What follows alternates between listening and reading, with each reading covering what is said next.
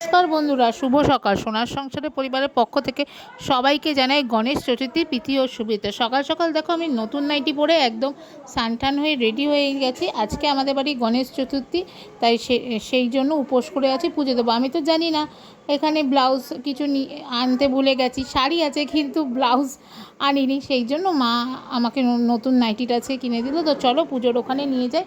দেখো এই যে আমাদের গণেশ ঠাকুর, এটা আমার বাপের বাড়ির পুজো। তো এই যে গণেশ ঠাকুর, মা এটাই হচ্ছে আমাদের মা কালীর মন্দির। এখানে গণেশ পুজো হচ্ছে। এই যে পুরোহিত মশাই চলে এসেছে, যতটা পারলাম তোমাদের সঙ্গে শেয়ার করে দিলাম। তোমরা দেখতেই পাচ্ছ আজকে গণেশ পুজো হচ্ছে এখানে। ঈশ্বর সবার মঙ্গল করুক, সবাইকে ভালো রাখুক, সবার মনের ইচ্ছা যেন পূরণ হয়। তো দেখতেই পাচ্ছ এখানে তো গণেশ চতুর্থী। তো দেখো এখানে গণেশ পুজো চলছে, আর এই যে এখানে সবাই মিলে আমরা বসেছি। পিসি, বড় জেঠু, বড় বৌদি, ছোট বৌদি সবাই আছে এখানে। বড়দি, ছোটদি, এই যে পুচকিটা ঢাক বাজাচ্ছে। এই যে মা ওখানে আছে, আমিও এখানে বসে আছি। এই যে বম্মা, ওই ভাই নন্দ, এই যে আমি, মা, নন্দ এখানে বাজাচ্ছে ঢাক। তো দেখতেই পাচ্ছ সবাই মিলে, পরিবারের সবার মিলেই হচ্ছে পুজো। আর এই যে সবাই বসে আছি, আর গরমও পড়েছে প্রচণ্ড।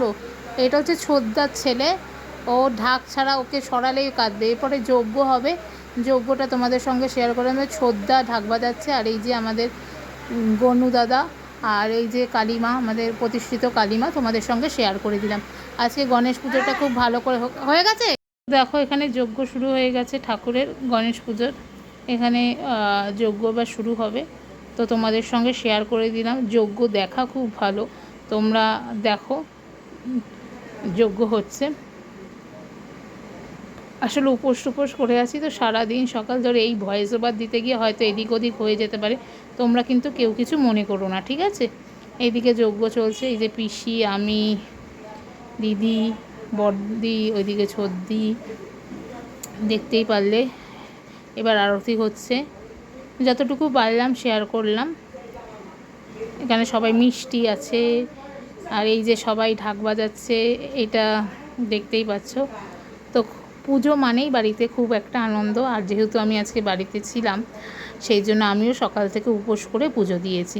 বোনের আবার নেমন্তন্ন পড়েছে, বোনের বন্ধুর বাড়ি, ও একটু পরেই বেরিয়ে যাবে, তাই একেবারে ড্রেস পরে রেডি হয়ে গিয়েছে।